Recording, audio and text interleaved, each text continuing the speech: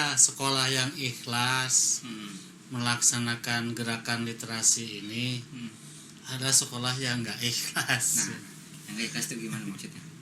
Jadi ada sekolah yang mengadakan program gerakan literasi ini hanya untuk akreditasi saja. Jadi ya tidak sedikit ya pada saat proses akan terjadinya proses penilaian untuk akreditasi ya diada-adain tuh entah itu etalase buku ya untuk hari itu aja, untuk hari penilaian aja, buat pajangan itu ya disediakan tuh etalase buku di depan di teras kelas di depan kelas tuh ya. Situ ya bukunya ya beberapa aja. Ya, saya kan juga sebagai asesor dulu ya. Waduh. Jadi pengalaman Bapak. Saya ya sering ya mendapatkan sekolah itu yang mempraktekkan ya seperti sandiwara aja gitu. Jadi bim salabim saya untuk kepentingan akreditasi aja ya. Kebutuhannya butuh itu. Etalase. Nah, tapi gerakan literasinya itu sendiri nih fokus. Ya, itu sebenarnya dalam Islam itu kan udah sejak dahulu kala. Islam itu agama yang membawa kita untuk berpengetahuan, agama berpengetahuan, agama pengetahuan. Jadi yang pertama kali diperintahkan Allah itu bukan ibadah, tapi justru berliterasi. Iqra itu apa? Kan Iqra itu menyuruh kita untuk literasi kan itu. Jadi Iqra itu sebuah gerakan literasi. Iqra itu. Gitu. Jadi apa ya? Gerakan literasi itu dalam agama kita bukan hal yang baru. Iqra itu fi'il amr. Ya. Fi'il amr itu adalah kata perintah. Perintah itu ya akan secara psikologis ya akan membangunkan, ya, akan memposisikan seseorang pada sebuah kesadaran, yaitu awareness. Iqra, wah kan gitu. Bangunlah dul, bacalah dul, kan gitu ya. Itu nanti dengan sendirinya mental kita itu menjadi terbangun, bangun gitu mentalnya. Tumbuh. Bukan tumbuh, ya bangun, ya. Tergugah. Nah, akan tergugah gitu.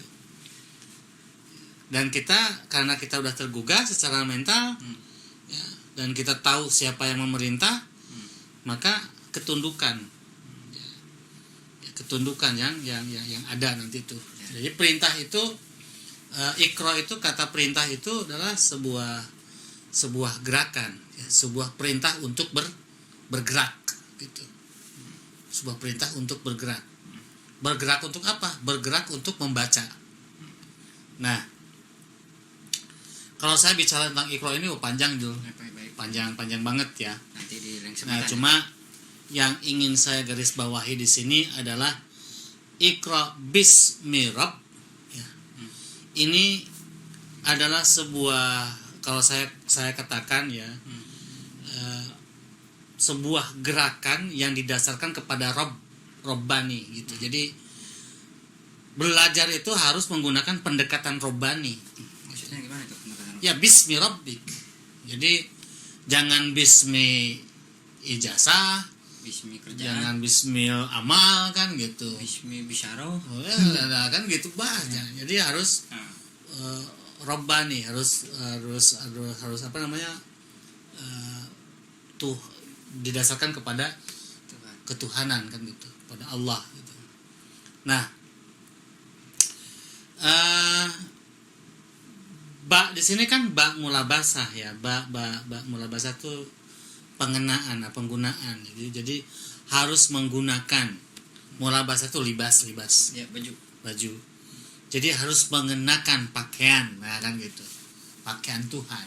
Gitu. Itu analoginya gimana itu, Pak? Jadi kalau diartikan Rob itu sebagai maha pendidik, ya berarti kita pakai tuh pendidiknya itu.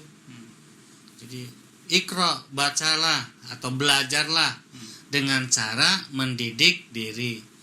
Kalau Rob itu diartikan sebagai pengatur, maka belajarlah dengan cara mengatur diri. Nah kan gitu. Luar biasa. Iya. Terbebaskan nggak kira-kira? Wah, bebas banget, merdeka. Merdeka. Jadi semuanya diri kita. Kalau Rob itu diartikan sebagai Memelihara. peliharalah diri. Belajarlah dengan cara memelihara diri.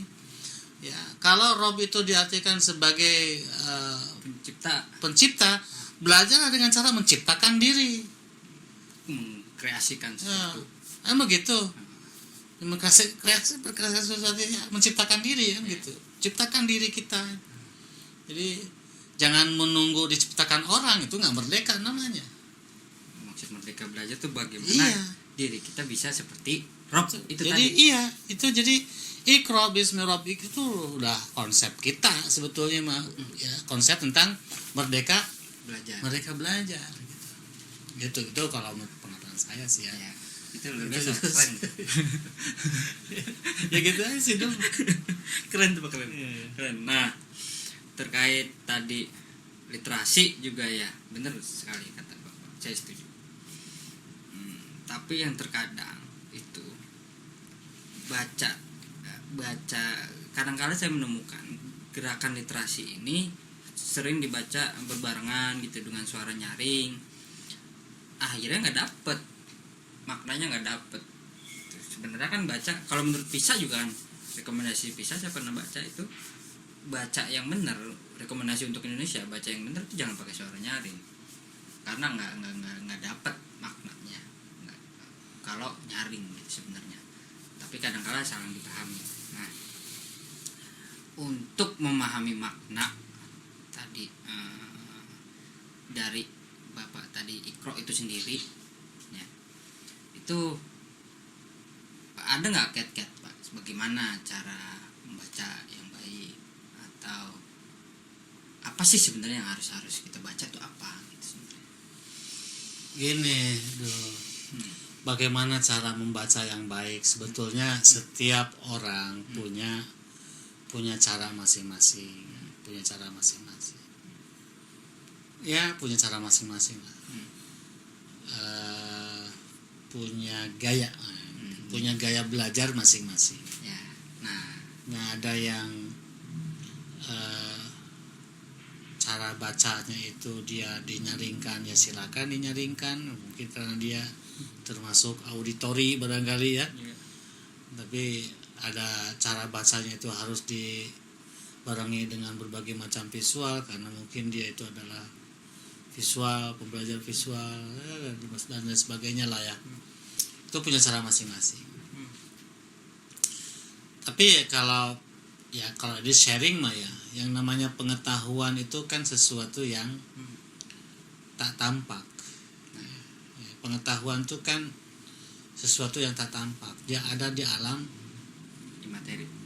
imateri, sesuatu yang tak tampak. Tampak itu adalah produk pengetahuan. Yang tampak itu ya gelas kan produk pengetahuan. Yang kelihatan. Ya, pengetahuannya sendiri kan nggak kelihatan. Jadi makanya sekarang banyak gerakan hening itu ya, pengetahuan itu diperoleh ya dengan keheningan. Ya. Nabi Muhammad mengheningkan diri kan itu di Gua Hiro untuk memperoleh pengetahuan itu. Kenapa kita disuruh untuk sholat tahajud? Karena di tengah malam itu ya suasana hening. Nah, di situ sebetulnya bisa menggali banyak pengetahuan di situ tuh. Dalam keheningan. Iya, coba aja ayat Al-Qur'annya itu, saya lupa lagi dulu isinya tuh. Ya, itu dihubungkan dengan pengetahuan itu. Ada tuh. Sholat tahajud tuh. Dihubungkan dengan pengetahuan. Jadi kalau pengalaman saya kalau mau baca ya baca dalam keheningan dia. Ya. Nggak usah di Suara teriak suarain capek. capek. Capek. Cepet capek. Selembar udahan. Iya. Gitu ya dulu ya. Ya baik. Udah dulu ah, capek ah. Ya, udah lumayan juga ini kita ngobrol 31 menit. Iya, capek. Udah. Mungkin Ntar kita sambung lagi nanti lah. ya kita udahin dulu ya. Ya. Baik sobat Cahaya, episode kali ini kita sudahi dulu ngobrol-ngobrolnya. Insya Allah kita akan lanjut kembali di obrolan yang mendatang dengan tema-tema pendidikan yang akan lebih seru lagi. Terima kasih. Wassalamualaikum warahmatullahi wabarakatuh.